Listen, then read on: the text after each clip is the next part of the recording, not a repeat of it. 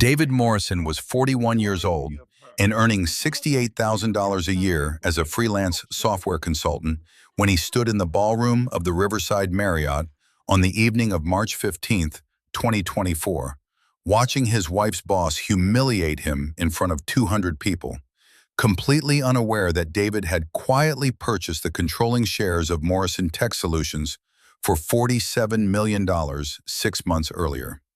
The check from his late uncle's estate, which had cleared on September 8, 2023, had been sitting in an account at Wells Fargo, accumulating interest while David decided exactly how to handle the company that bore his family's name, but had been stolen from them 30 years ago. "Let me get this straight," Richard Hastings announced loudly, his $3,200 Tom Ford suit catching the chandelier light as he grabbed another champagne flute from the passing server. "Jennifer's husband here does what? Fixes computers from home?" The laughter rippled through the crowd of executives and senior managers, all celebrating Jennifer's promotion to Vice President of Operations, a position that came with a $215,000 salary and the corner office on the 18th floor of the downtown Seattle headquarters. David felt Jennifer's hand tighten on his arm, her fingers digging into the fabric of his $89 Macy's blazer. He could see the flush creeping up her neck, the same one that appeared whenever she was caught between defending him and protecting her career. After 12 years of marriage, he knew exactly which one she'd choose. She always did. "David's a software consultant, Richard," Jennifer said quietly, her voice barely audible over the string quartet playing near the marble fountain that dominated the center of the ballroom. "He works with several clients." "Oh, a consultant," Richard interrupted, drawing out the word like it was something distasteful he'd found on his shoe. "Is that what we're calling unemployed these days? No offense, Dave, but when your wife's pulling down over 200 grand and you're making what, 60, 70,000? Maybe it's time to admit who's really supporting this marriage." He turned to Jennifer with a smile that didn't reach his eyes. "Jen, honey, you really should consider upgrading. A woman of your caliber, your position, you deserve someone who matches your success level." The circle of executives around them, Michael Chen from accounting, who drove the $140,000 Mercedes S-Class, Patricia Thornton from legal, who just purchased the $2.8 million condo in Belltown, Gregory Walsh from sales, who lost reminding everyone about his MBA from Stanford. They all smiled and nodded. Some looked uncomfortable, but none of them spoke up. They never did. The corporate hierarchy at Morrison Tech was clear. Richard Hastings was the CEO, pulling down $890,000 a year, plus stock options worth another $3 million. And what Richard said was law. David had heard it all before. At the company Christmas party at the Columbia Tower Club, where Richard had questioned why Jennifer even brought him. At the 4th of July executive retreat in the San Juan Islands, where Richard had, jokingly, suggested Jennifer needed a real man. At the quarterly dinner at Canlis Restaurant on Queen Anne Hill, where Richard had asked David if he felt emasculated by his wife's success. 12 times over the past 2 years, David had counted. 12 public humiliations, each one a little worse than the last. What Richard didn't know, what nobody in that ballroom knew except David's lawyer, Marcus Chen, at Pemberton and Associates, and his financial advisor, Sarah Williams, at Seattle Wealth Management, was that on September 8, 2023, David had inherited $52 million from his uncle, Thomas Morrison. Thomas, who had been quietly buying up shares of Morrison Tech Solutions for the past 15 years. Thomas, who had watched his younger brother, David's father, get forced out of the company they'd founded together in 1994. Thomas, who had spent 3 decades gathering evidence, building alliances, and positioning his nephew to take back what the Morrison family had lost. The paperwork sat in David's home office in their Maple Leaf neighborhood house, the one they'd purchased for $675,000 3 years ago, with Jennifer's income qualifying them for the mortgage. 51% controlling interest in Morrison Tech Solutions. Purchase price, $47 million, completed through a shell corporation called Pacific Northwest Holdings on September 22, 2023. The board of directors didn't even know who owned it. The quarterly reports went to a P.O. box in Bellevue. The voting proxies had been assigned to a third-party management firm. "You know what, Richard?" David said quietly, his voice cutting through the laughter. "You're absolutely right. Jennifer deserves better." Jennifer's head snapped toward him, her eyes wide with panic. She knew that tone. That was the tone he used when he was done, when he'd reached the limit of what he could tolerate. "David, don't—" "No, he's right," David continued, looking directly at Richard. "She deserves to work for a company that values her contributions, that treats her with respect, that doesn't make her feel like she has to choose between her marriage and her career.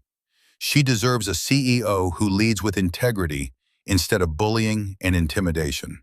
She deserves to work somewhere that actually lives up to the values it claims in its mission statement." If you enjoy stories like this one of corporate justice and watching arrogant executives get exactly what they deserve, like this video and subscribe to the channel now. There are brand new stories here every day, each one more intense than the last. And tell me where you are watching from. The smile had vanished from Richard's face, replaced by something harder, more dangerous. "Careful, Dave. You might want to remember that your wife works for me. That corner office she just got? I can take it away just as easily as I gave it. Maybe she'd be happier back in her old cubicle in the operations bullpen. Maybe she'd be happier updating spreadsheets instead of managing a $15 million departmental budget." "Richard, please," Jennifer whispered, and David heard the desperation in her voice. She'd worked so hard for this promotion, put in 70-hour weeks for the past 6 months, sacrificed weekends and anniversaries and their vacation to Maui they'd been planning for 2 years. She'd earned that corner office, earned that salary, earned the respect of her team, and Richard was threatening to destroy it all because David had finally stood up to him. "It's okay, Jen," David said softly, and he meant it, because in his briefcase, in their home office, in the files Marcus Chen had prepared, he had everything he needed: employment contracts, documentation of hostile work environment complaints that had been buried, evidence of Richard's affair with the former CFO that had cost the company $4.7 million in a settlement, records of the offshore accounts in the Cayman Islands where Richard had been funneling consulting fees from shell companies he'd created.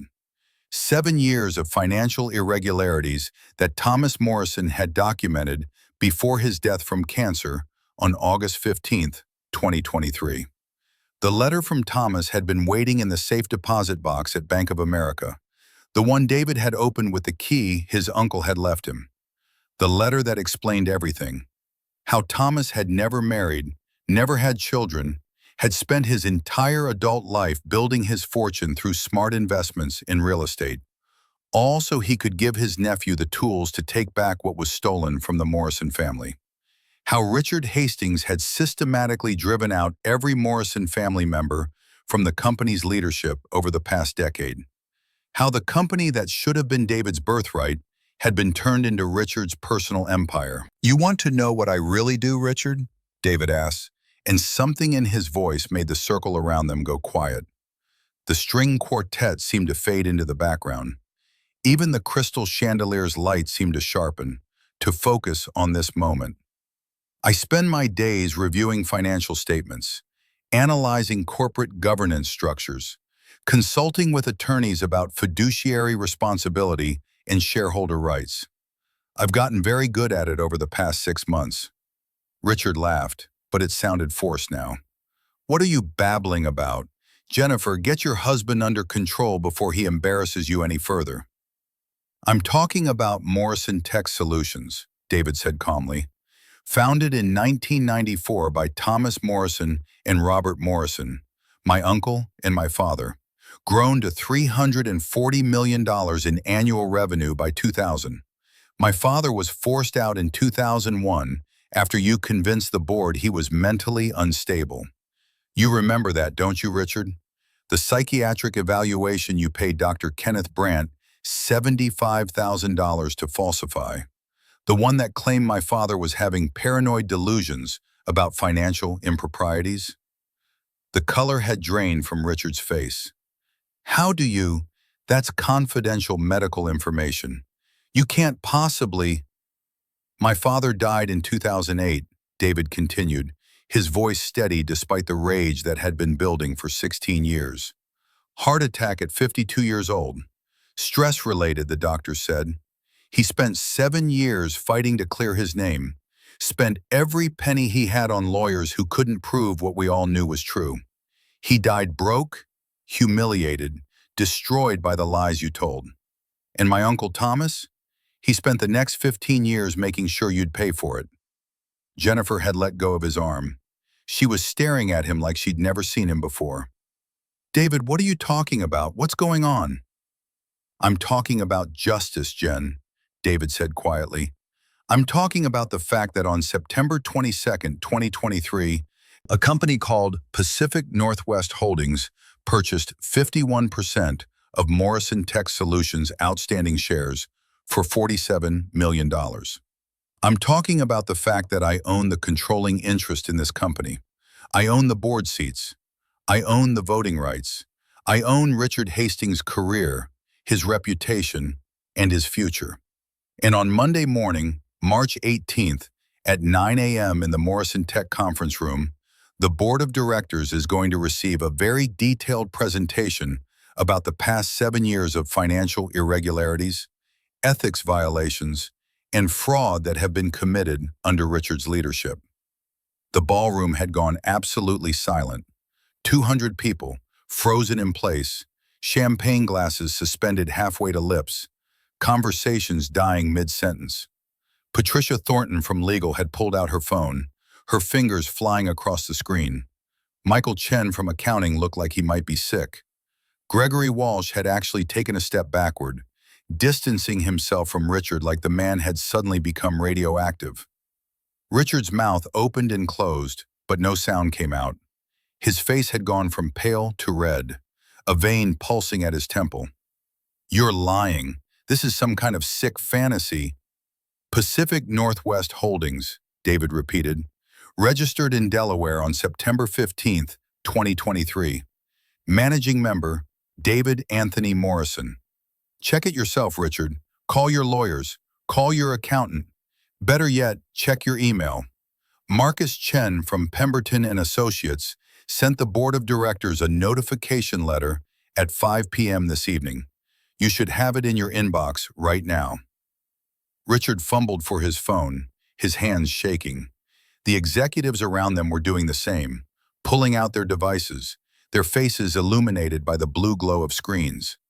David watched as Richard's face went through a series of expressions: disbelief, confusion, recognition, horror. The offshore accounts in the Cayman Islands, David said softly, addressing the crowd now. The shell companies that funnel consulting fees while providing no actual services. The affair with former CFO Sandra Reeves that cost this company $4.7 million in a settlement and a non-disclosure agreement. The hostile work environment complaints that were buried instead of investigated. The retaliation against employees who question your decisions. The shareholder funds used for personal expenses.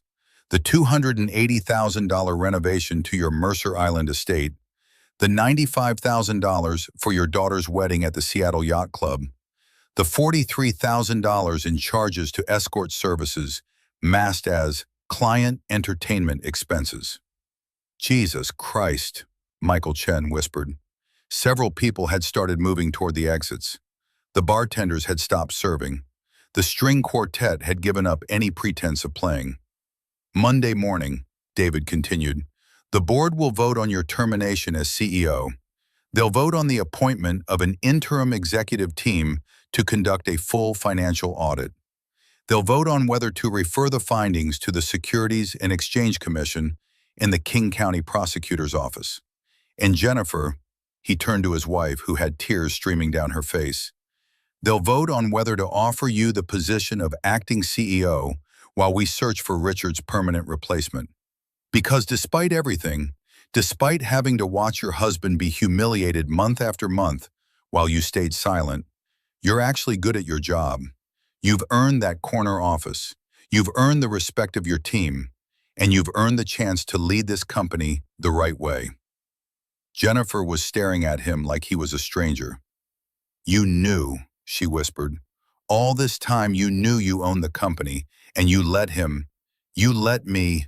Her voice broke. Why didn't you tell me? Because I needed to know, David said quietly. I needed to know if you'd stand up for me without knowing I had the power to protect you. I needed to know if our marriage meant more to you than your career. If you'd defend me when it cost you something. If you loved me enough to risk Richard's anger. He paused, watching her face crumble as she understood what he was saying. And I got my answer, Jen. I got my answer every single time you stood there and let him humiliate me. Every time you chose silence. Every time you squeezed my arm and whispered for me to just let it go, to not make a scene, to think about your career. David, please, I was trying to protect us, to protect our future.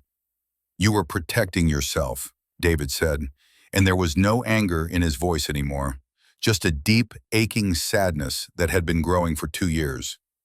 You were protecting your salary, your title, your status, and I understand why. I really do. This world is hard for women in corporate America. You've had to fight twice as hard as any man for half the recognition. You've had to smile through condescending comments and inappropriate jokes and being talked over in meetings. I know you've earned everything you have, but marriage is supposed to be a partnership, Jen. We're supposed to have each other's backs, and when it mattered most, you didn't have mine. Richard had found his voice again, though it came out strangled, desperate. This is corporate espionage. This is, I'll sue you for every penny. With what money, Richard? David asked, genuinely curious. The salary that's about to end? The stock options that will be worthless once the SEC investigation reveals the actual financial state of this company? The offshore accounts that are about to be frozen by federal authorities? I've already provided documentation to the IRS about the $12 million in unreported income you've moved through those Cayman accounts over the past 5 years. They're very interested in talking to you. Make sure you're subscribed to this channel if you have not, because the ending of this story will blow your mind. And drop a comment below telling me what you think David should do next. Should he give Jennifer another chance? Or is this marriage over? Richard's phone rang, the sound cutting through the silent ballroom like a gunshot. He looked at the screen, and whatever he saw there made his face go gray. It's Gerald Whitmore, he said hoarsely.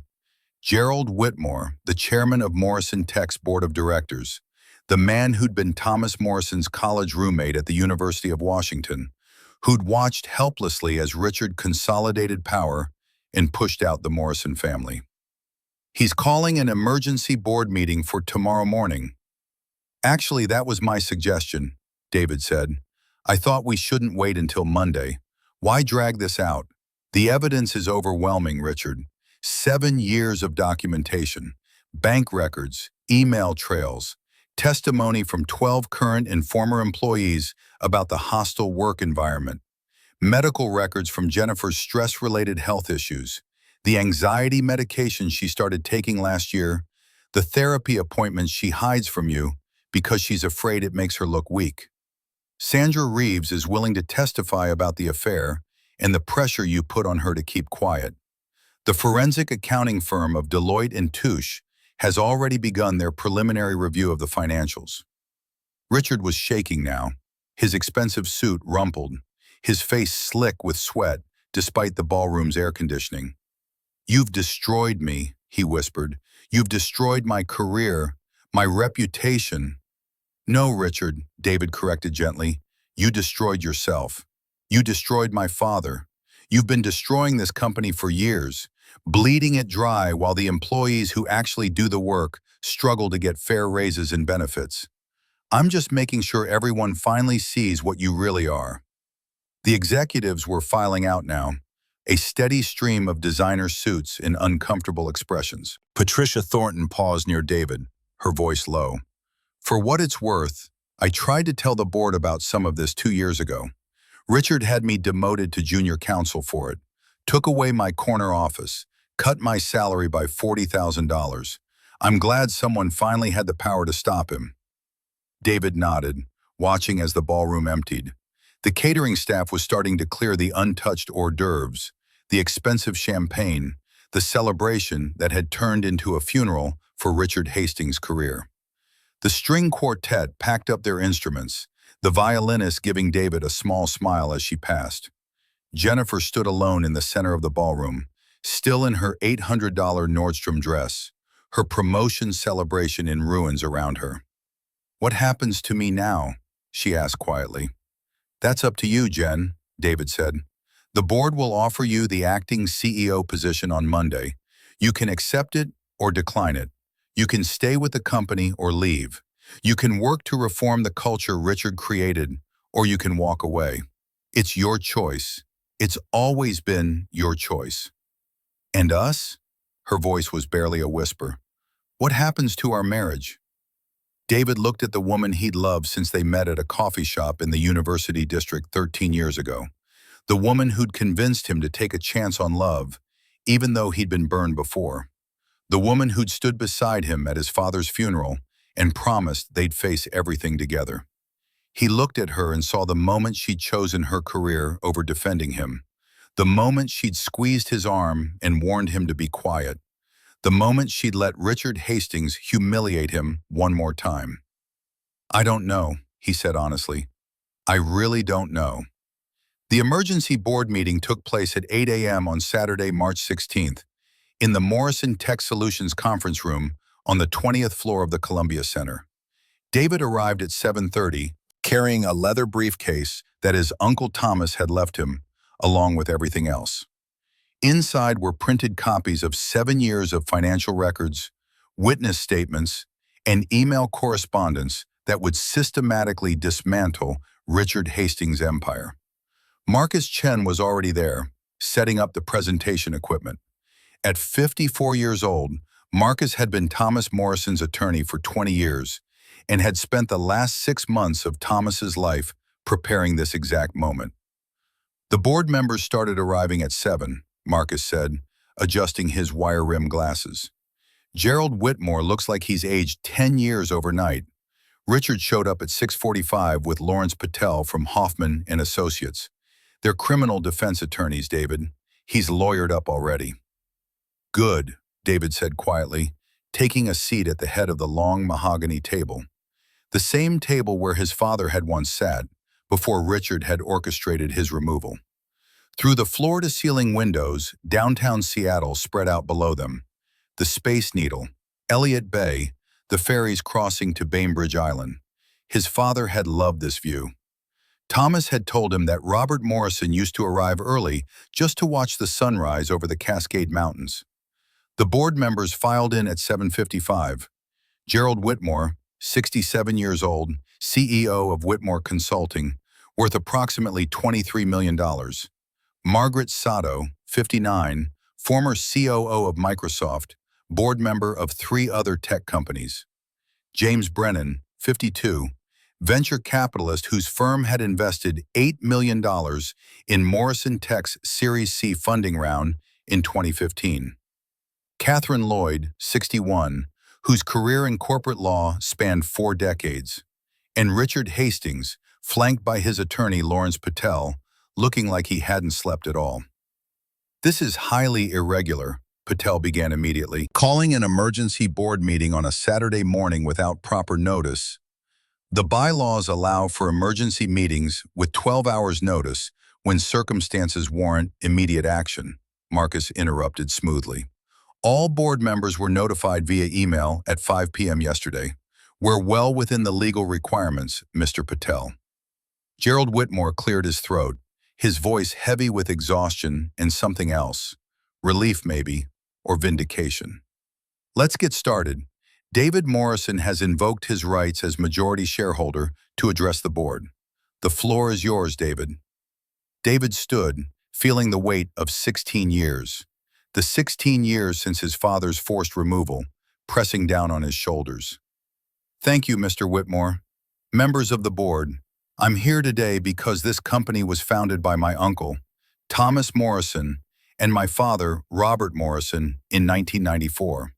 It was built on principles of integrity, innovation, and respect for the people who make technology work.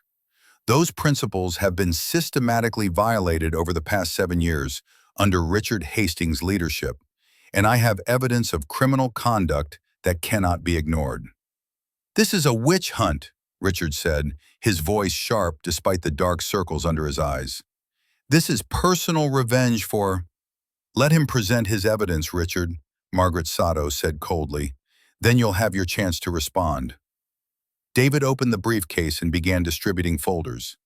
Each of you now has a summary of findings compiled by forensic accountants at Deloitte and Touche, along with supporting documentation. I'll walk you through the key points.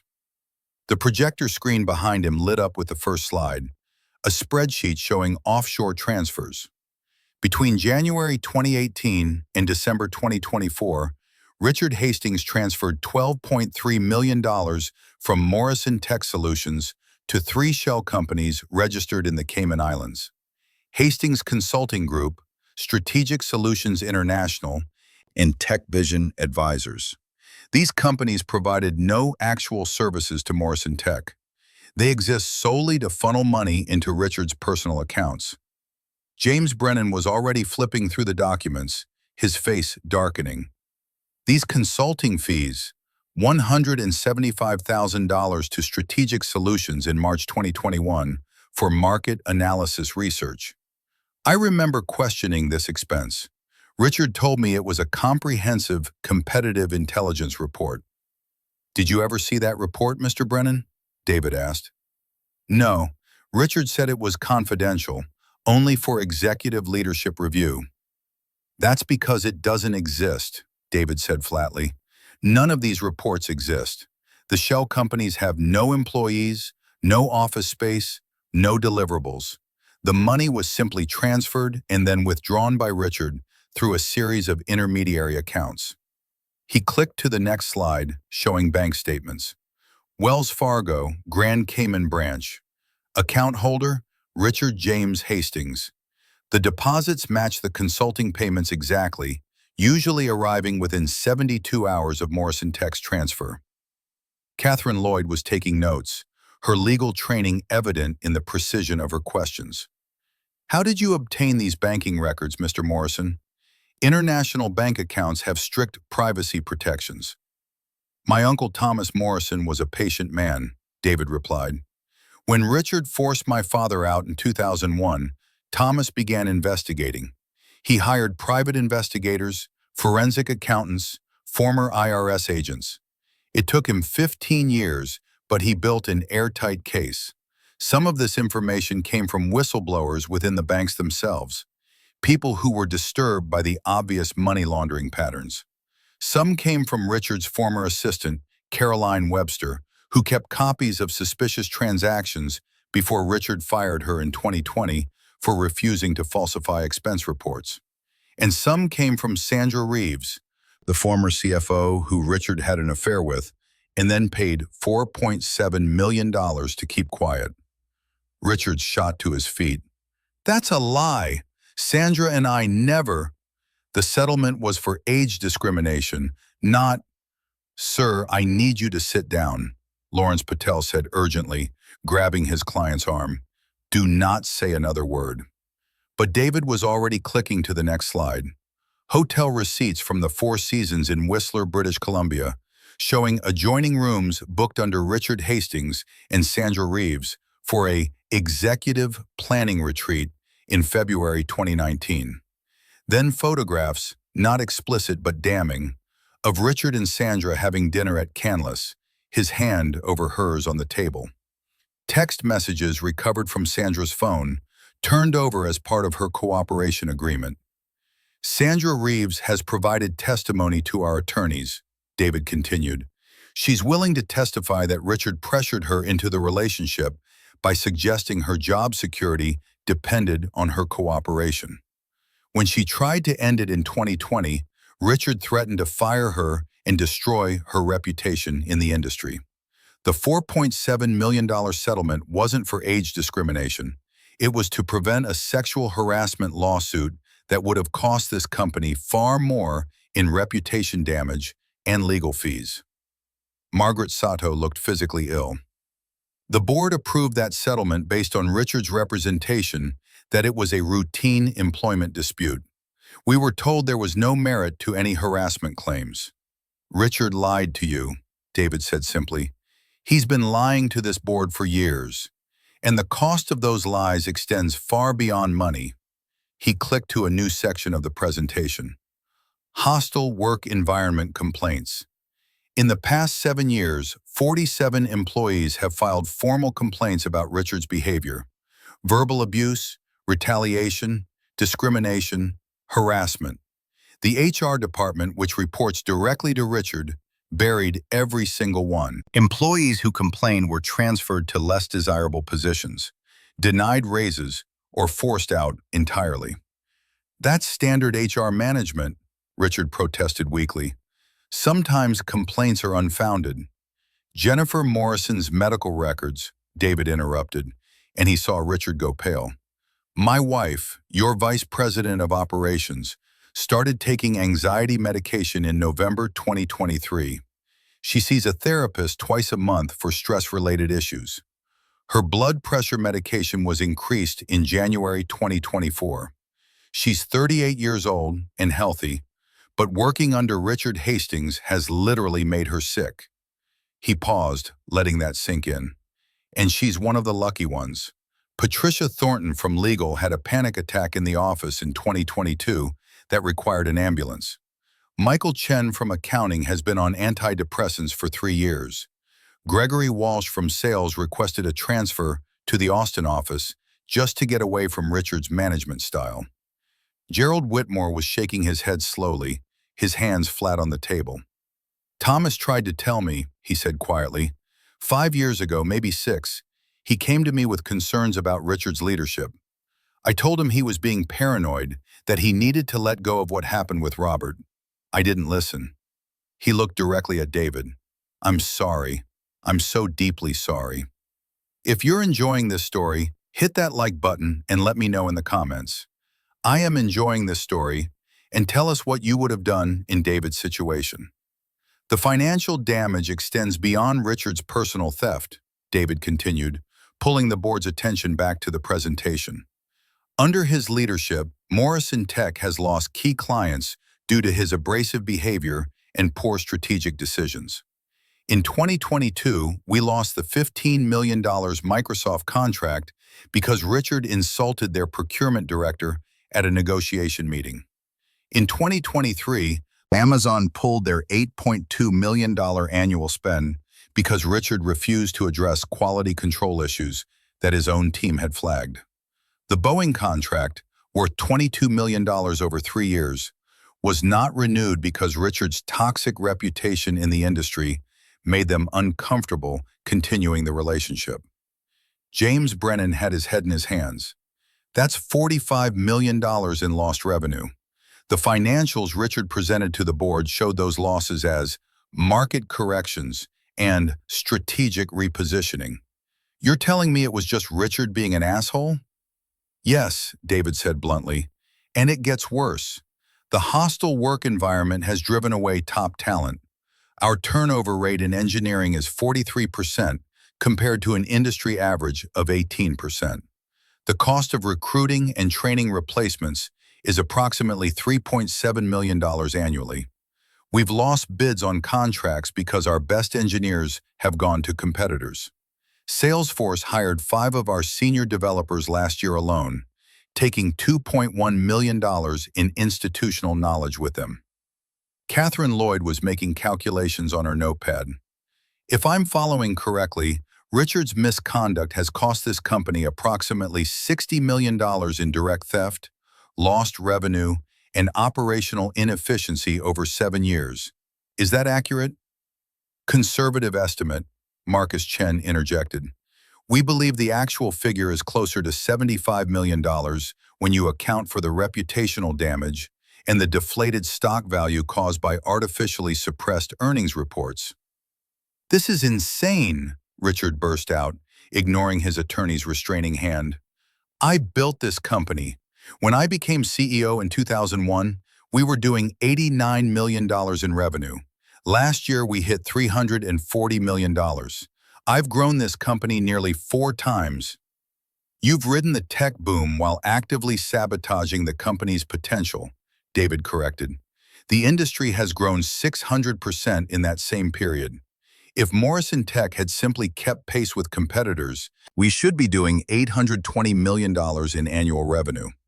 You haven't grown this company, Richard. You've held it back while personally enriching yourself at shareholder expense. Margaret Sato closed her folder with a decisive snap. I've heard enough. Mr. Hastings, you are terminated as CEO effective immediately. This board will vote on interim leadership and on whether to refer these findings to federal authorities. Mr. Morrison, thank you for bringing this to our attention, regardless of the personal history involved. You can't fire me, Richard shouted, his composure finally shattering completely. I have a contract. I have $2.3 million in unvested stock options. You have a termination for cause clause, Catherine Lloyd said calmly, which voids your severance package, your stock options, and any remaining contractual obligations. Given the evidence of embezzlement and fraud, you're lucky we're not having you arrested right now. Lawrence Patel was whispering urgently in Richard's ear, but Richard shook him off. He turned to David, and there was genuine hatred in his eyes now. This is about your father, isn't it? This is about what happened in 2001. Your father was unstable, David. He was paranoid, erratic. My father was right, David said quietly. He suspected you were stealing from the company, and you had him declared mentally incompetent to shut him up. You paid Dr. Kenneth Brandt $75,000 to falsify a psychiatric evaluation. We have the bank records, Richard. We have Dr. Brandt's testimony. He came forward last year, before Thomas died, because the guilt was eating him alive. We have everything. The room had gone completely silent. Gerald Whitmore looked like he might cry. Margaret Sato was staring at Richard with undisguised disgust. James Brennan had pulled out his phone and was already texting someone, his firm's attorneys probably, preparing for the inevitable shareholder lawsuits. My father spent 7 years trying to clear his name, David continued, his voice steady despite the emotion churning in his chest. 7 years fighting lawyers he couldn't afford, facing people who thought he was crazy, watching his reputation be destroyed by your lies. The stress killed him, Richard. He died at 52 of a massive heart attack because you broke him.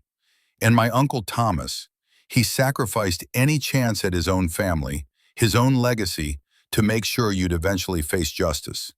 He died of pancreatic cancer 8 months ago, but he died knowing I'd finish what he started. He died knowing the Morrison family would take back what you stole. Richard's attorney was pulling him toward the door now, recognizing that nothing good could come from staying. My client has no further comment at this time. Any future communication should go through my office. One more thing, Mr. Patel, David called out as they reached the conference room door. The IRS is expecting Richard to make himself available for an interview on Monday, March 18th, at 10 a.m. at their Seattle field office. The $12 million in unreported offshore income constitutes tax evasion. The penalty is substantial, potentially up to 5 years in federal prison. I'd make sure your client has a good criminal tax attorney. Richard's face had gone from red to white. He stumbled slightly, catching himself on the doorframe. Then he was gone, his footsteps echoing down the hallway, Lawrence Patel's urgent voice fading into silence. The board members sat in stunned quiet for a long moment. Finally, Gerald Whitmore spoke. David, your uncle was one of my best friends. I failed him, and I failed your father. But I swear to you, this board will make this right. We'll clean house, reform the culture, and honor the values your family built this company on." "Thank you, sir," David said, "but I'm not asking for promises. I'm asking for action." Jennifer Morrison should be offered the position of acting CEO while you conduct a search for Richard's permanent replacement. She's earned it through her performance, not through any connection to me. Patricia Thornton should be restored to her position as senior counsel with appropriate back pay. Michael Chen should be promoted to CFO with authority to conduct a complete financial audit. And every single employee who filed a complaint that was buried should receive a personal apology and compensation for the retaliation they suffered. "Agreed," Margaret Sato said immediately. "All in favor?" The vote was unanimous. "There's one more thing," David said quietly. "I want Richard prosecuted. I want the SEC investigation. I want the IRS audit. I want him to face the full consequences of what he's done, not just for my family, but for every employee he abused, every client he drove away, every person whose career he damaged. Justice delayed is not justice denied, not this time." Gerald Whitmore nodded slowly. "The board will cooperate fully with all federal investigations. We'll provide all documentation, all testimony, everything needed to build a case. Richard Hastings will answer for his crimes." David gathered his materials, feeling the weight of 16 years finally begin to lift.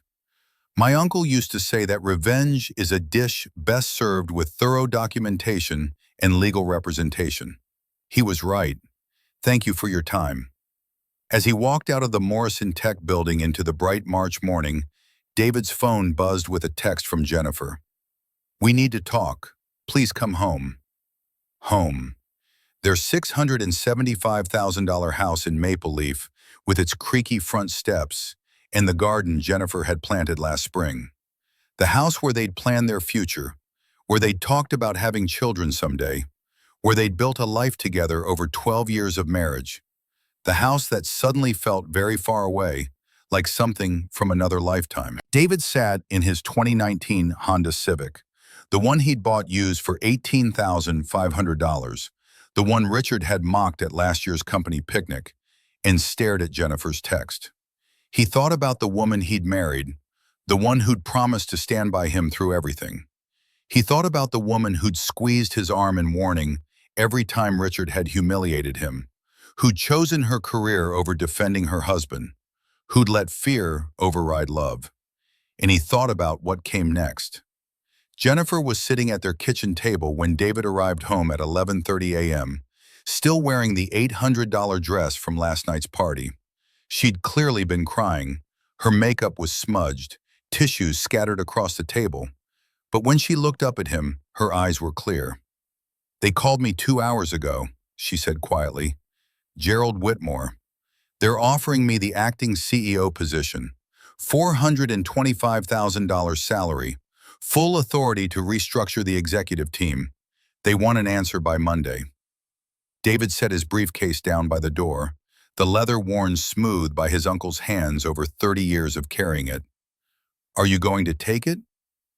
"That depends on you," Jennifer said. "That depends on whether we still have a marriage." David pulled out the chair across from her, the same chair where they'd eaten breakfast together for 12 years, where they'd planned vacations and argued about whose turn it was to clean the bathroom and talked about their days. "Jen, I need you to understand something. When I inherited that money from Uncle Thomas, when I bought the controlling shares in Morrison Tech, I had a choice. I could have told you immediately. I could have included you in planning what happened at that party, in preparing for the board meeting. But I didn't, because I needed to know something first." "You needed to know if I'd defend you," Jennifer whispered. "You said that last night." "Not just last night," David corrected gently. "The Christmas party at the Columbia Tower Club, the 4th of July retreat, the quarterly dinner at Canlis. 12 times over 2 years, Jen. 12 times Richard humiliated me in front of your colleagues, and 12 times you stayed silent. Or worse, you warned me to be quiet, to not make a scene, to think about your career." Jennifer's hands were shaking as she reached for another tissue. I was trying to protect us. Richard controlled everything at that company.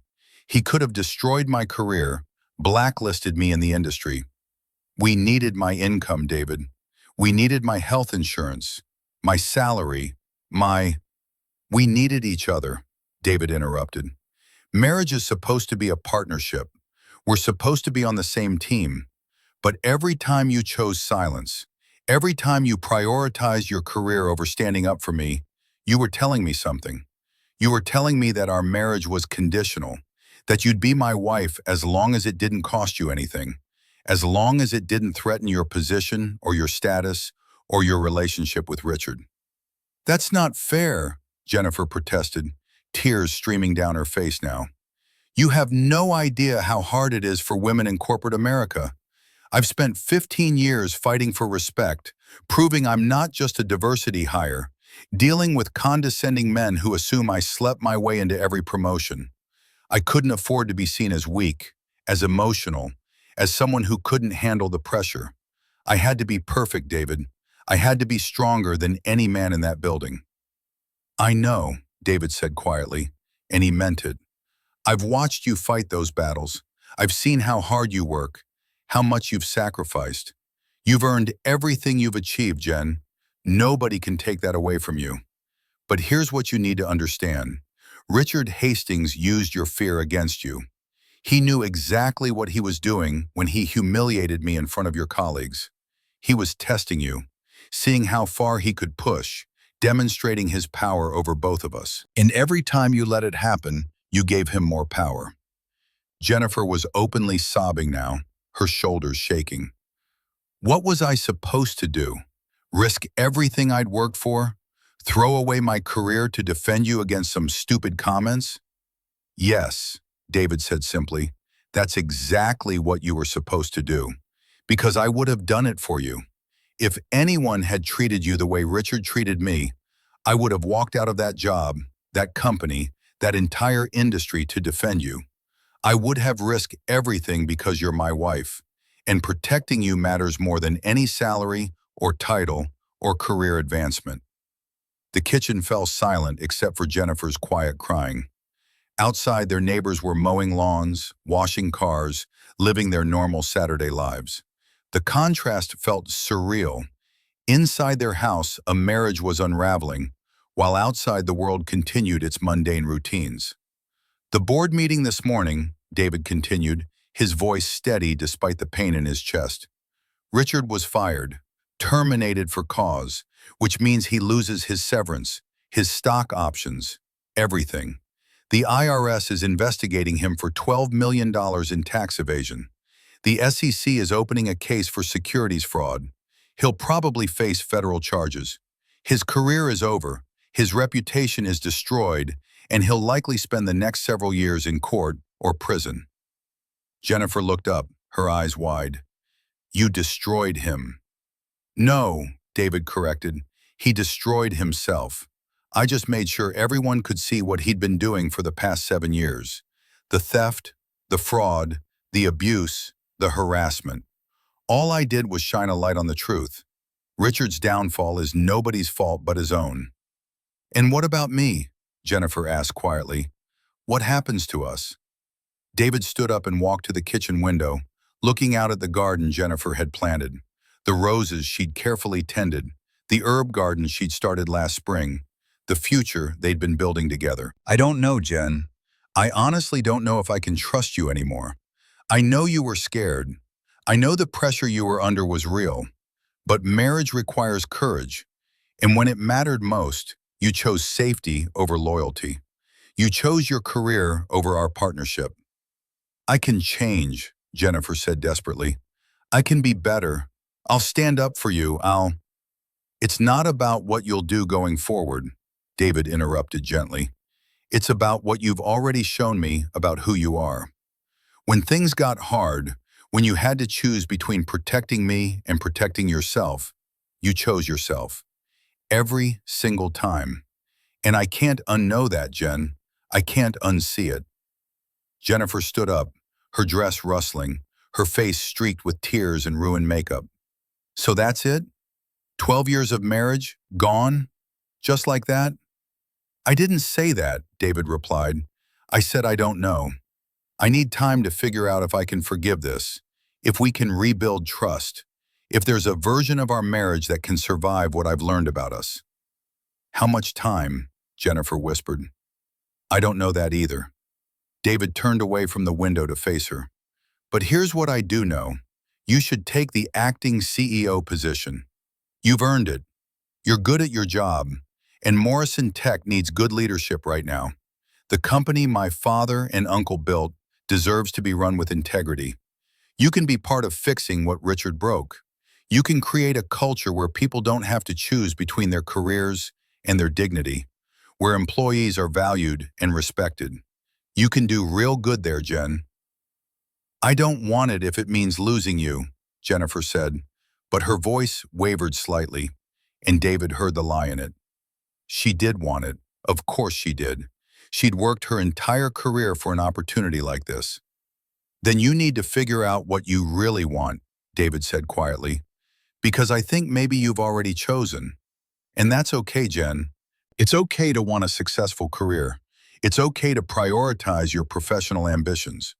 But you need to be honest about it, with yourself and with me. His phone buzzed, a text from Marcus Chen. Board vote completed. Jennifer officially offered acting CEO position. Patricia Thornton restored as senior counsel. Michael Chen promoted to CFO. All employees who filed complaints will receive written apologies and back pay. Federal investigations officially open. Richard's attorney is already negotiating a plea deal.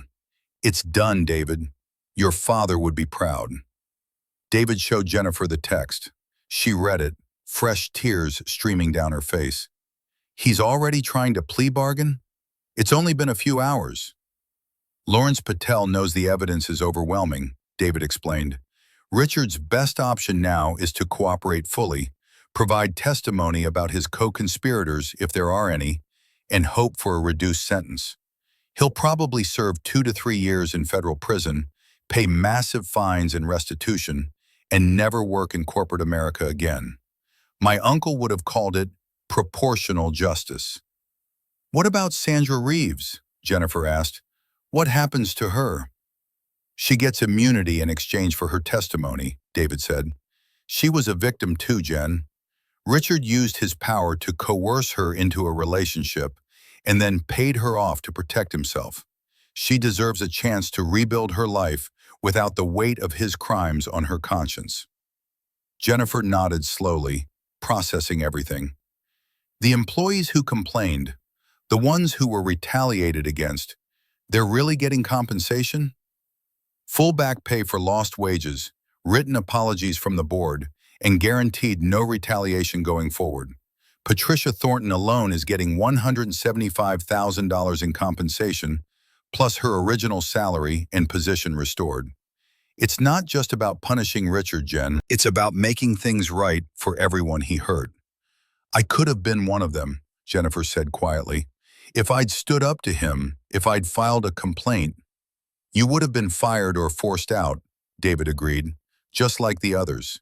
That's why toxic workplace cultures persist, because people like Richard make it too dangerous to speak up. But you have a chance now to change that. You can create a company culture where people don't have to be afraid, where speaking truth to power doesn't end careers. You can honor what my father and uncle originally built. Jennifer walked over to him, her movements slow and hesitant. I'm so sorry, David. I'm sorry I wasn't brave enough. I'm sorry I chose my fear over our marriage. I'm sorry I let you down when you needed me most. David looked at his wife, really looked at her, maybe for the first time in months. He saw the exhaustion in her eyes, the stress lines around her mouth, the weight of carrying fear and ambition and compromise for so long. He saw the woman he'd fallen in love with 13 years ago at a coffee shop in the University District. And he also saw the woman who'd stood silent while Richard humiliated him 12 times. Both versions were true. Both versions were real. I know you're sorry, he said gently, but I need you to understand something. Sorry isn't enough. Sorry doesn't rebuild trust. Sorry doesn't change the fundamental truth that when our marriage was tested, it failed. We failed. And I don't know if we can fix that. So what do we do? Jennifer asked, her voice barely audible. You accept the acting CEO position, David said. You move into that corner office on Monday morning. You start building the company culture you always wished existed. And I'm going to take some time to figure out what I want. I'm going to visit Uncle Thomas's grave in Lakeview Cemetery and tell him we did it. We took back the company. I'm going to sort through his papers and learn more about my father's time at Morrison Tech. And I'm going to think about whether I can forgive you, whether we can start over, whether our marriage is worth saving. Can I ask you something? Jennifer said. If you decide it's not worth saving, if you decide to leave, will you still let me be CEO? Or will you use your controlling shares to push me out like Richard pushed out your father? David felt a flash of anger at the question, but then he understood. She was still thinking like someone who worked for Richard Hastings, still expecting vindictive retaliation, still unable to imagine a world where power could be wielded with integrity. Jen, he said quietly, I would never use my ownership of the company to control you or punish you or force you out. That would make me exactly like Richard, and I watched what that kind of behavior did to my father, to this company, to dozens of employees. If our marriage ends, it will be because we couldn't rebuild trust, not because I'm holding your career hostage. The board offered you that position because you're qualified, because you've earned it. It has nothing to do with being my wife. Relief flooded Jennifer's face, and David felt a deep sadness wash over him. She'd actually believed he might retaliate against her. After 12 years of marriage, she genuinely feared he would use his power to hurt her. What did that say about them? What did that say about the trust that should have been the foundation of their relationship? I should go, David said, picking up his briefcase. I'm going to stay at the Marriott Courtyard downtown for a few days. Give us both some space to think.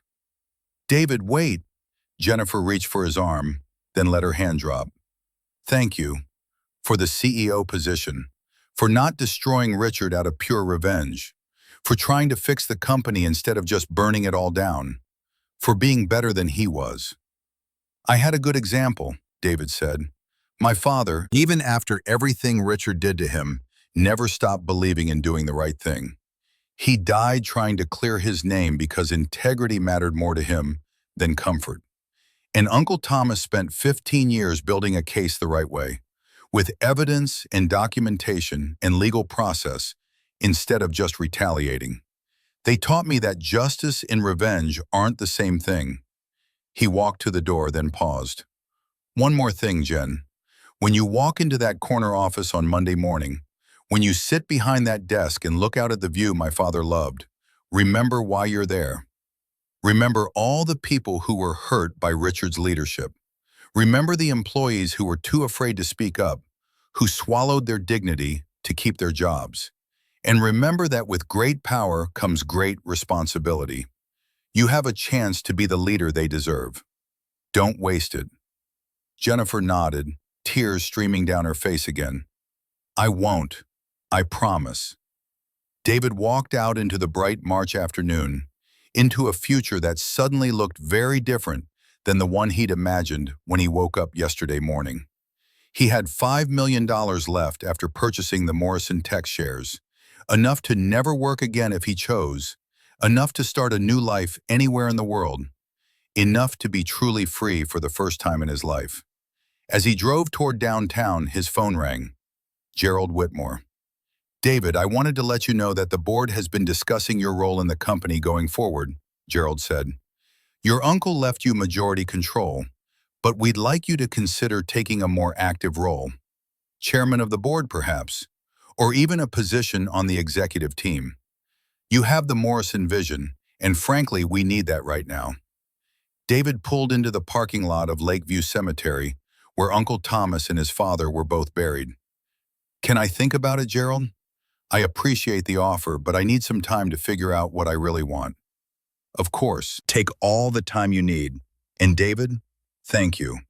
What you've done this weekend, exposing Richard, protecting the employees, giving this company a chance to heal. It's exactly what Thomas hoped you'd do. He'd be very proud. David ended the call and walked through the cemetery until he found the Morrison family plot. His father's headstone was simple. Robert James Morrison, 1956 to 2008.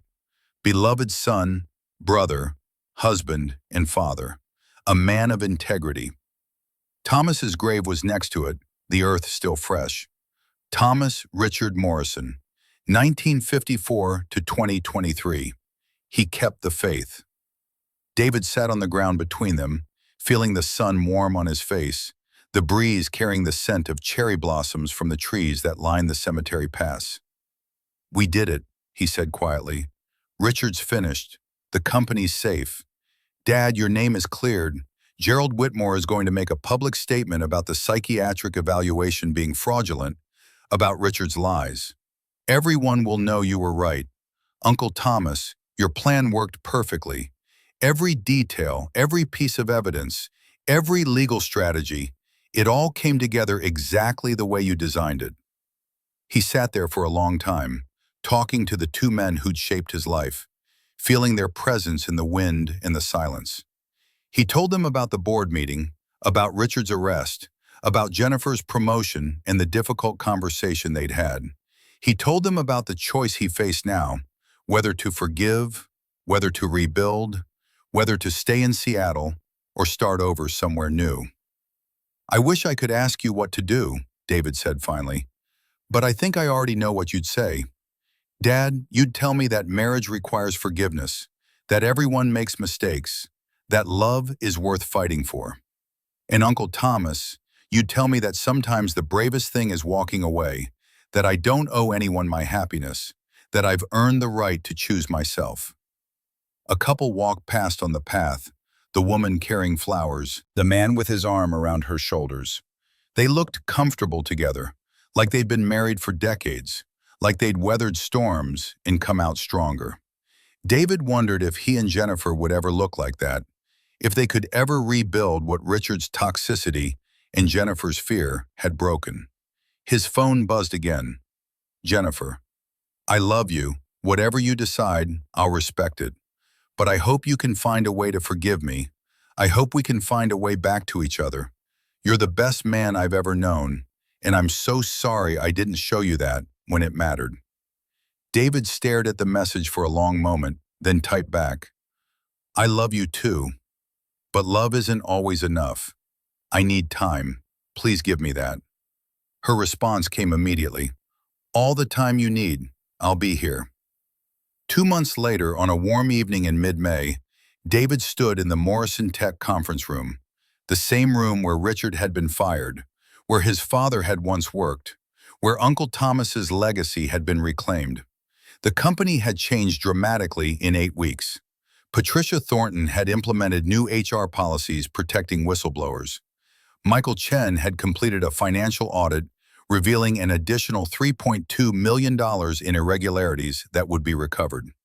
Jennifer had restructured the executive team, promoted from within, and started a company-wide training program on ethical leadership.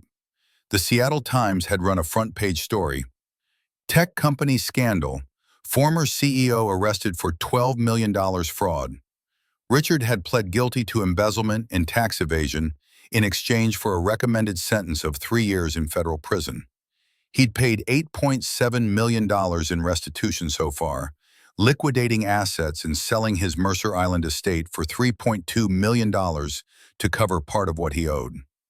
David had spent those 2 months in therapy, working through his feelings about Jennifer, about his father's legacy, about what he wanted his life to look like going forward. He'd had dinner with Jennifer twice, awkward, careful conversations over Italian food at their favorite restaurant, dancing around the big questions, rebuilding connection one small step at a time.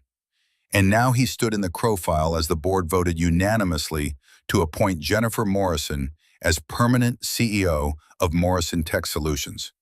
No longer acting, no longer provisional. She'd earned it through her leadership, through her integrity, through the changes she'd implemented that were already showing results. Employee satisfaction up 34%.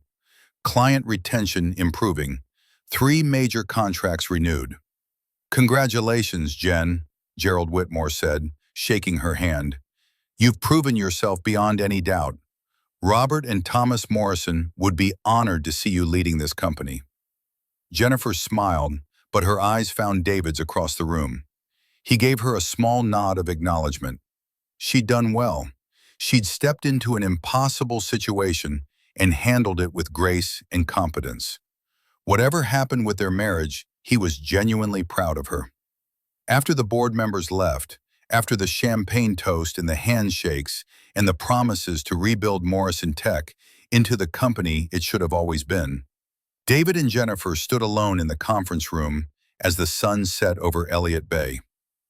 "Can we talk?" Jennifer asked quietly. Of course. They sat at the conference table, the same chairs they'd occupied 2 months ago when everything had exploded. "I've been in therapy," Jennifer said, "working on understanding why I made the choices I did, why I prioritized fear over love, why I couldn't find the courage to stand up for you when it mattered." "That's good," David said. "I've been in therapy too, trying to figure out if I can forgive you, if I can trust you again, if we have a foundation to build on." "Have you figured it out?" Jennifer asked, and her voice trembled slightly. David was quiet for a long moment, choosing his words carefully. "I've figured out that what you did was human. It was flawed and hurtful and disappointing, but it was human. You were scared, and fear makes people do things they're not proud of. I've also figured out that I can forgive you. I think I already have, actually. But forgiveness doesn't automatically mean reconciliation.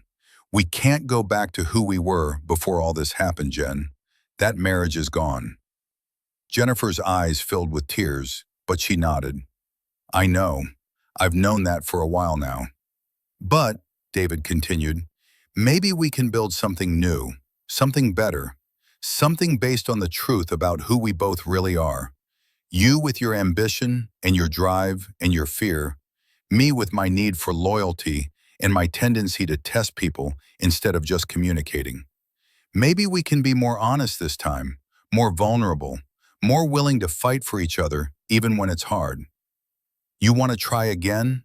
Jennifer asked, hope flickering across her face. "I want to try something," David said carefully. "I'm not moving back into the house right away. I think we need to date again, like we're starting over. Get to know each other as the people we are now, not the people we thought we were marrying 13 years ago. Go slow, build trust gradually, and if it works, if we can create something real and solid and honest, then maybe we have a future together." "And if it doesn't work," Jennifer whispered. "Then we end things with dignity and respect," David said gently. "We split our assets fairly, we support each other's futures from a distance, and we remember that we had something good once, even if it couldn't survive everything we went through." Jennifer wiped her eyes, smudging her mascara the way she always did when she cried. "When did you get so wise?" "Uncle Thomas," David said with a small smile. "He left me letters along with everything else. Letters about marriage and forgiveness and justice and integrity. One of them said, 'The mark of a good person isn't perfection. It's how they respond when they fail. Give people room to prove who they really are, but don't be afraid to walk away if they prove they're not who you need them to be.'" "That sounds like Thomas," Jennifer said. "He always had a way with words." She stood up, smoothing her dress. "So, would you like to have dinner with me this weekend? There's a new restaurant in Capitol Hill I've been wanting to try. We could date." "I'd like that," David said, standing as well. "Friday night?" "Friday night," Jennifer confirmed. They walked out of Morrison Tech together, into the warm May evening, into the uncertainty of a future that could go 100 different ways. David didn't know if their marriage would survive. He didn't know if they could rebuild what had been broken. But he knew he was willing to try, willing to take the risk, willing to believe that sometimes second chances actually worked. 3 months later, Richard Hastings was sentenced to 42 months in federal prison and ordered to pay $12.3 million in restitution. He'd lost his home, his reputation, his career, and most of his assets. The last David heard, Richard was appealing the sentence, but legal experts gave him zero chance of success. The evidence had been overwhelming. Justice, slow but thorough, had prevailed. Morrison Tech Solutions was thriving under Jennifer's leadership. Revenue up 18% year over year, employee satisfaction at an all-time high. Patricia Thornton had been promoted to general counsel. Michael Chen had discovered an additional $4.1 million in recoverable assets. The company was healing, slowly but surely, from the damage Richard had inflicted. And David and Jennifer were trying. They had dinner twice a week. They went to couples therapy every Thursday. They were honest with each other in ways they'd never been before, about their fears, their resentments, their hopes, their doubts. Some days were good, some days were hard, but they were building something new, something more authentic, something that might actually last. If you enjoyed this story, like this video and leave a comment telling me what you thought. And if you're not already subscribed to the channel, please subscribe and hit the notification bell to get alerts for new stories like this one. Thanks for watching, and I'll see you next time. David learned that the best revenge isn't revenge at all. It's letting people face the consequences of their own actions while you focus on building something better. He learned that justice and healing take time, that marriages can survive failure if both people are willing to do the work, and that the legacy we leave isn't measured in money or power, but in how we treat people when we have the chance to either help or hurt them. His father had taught him integrity. His uncle had taught him patience. And Jennifer, through her failures and her efforts to make amends, was teaching him that forgiveness is a choice you make every single day, not just once. Sometimes the best outcome isn't perfect. Sometimes it's just enough. And sometimes David was learning, enough is exactly what you need.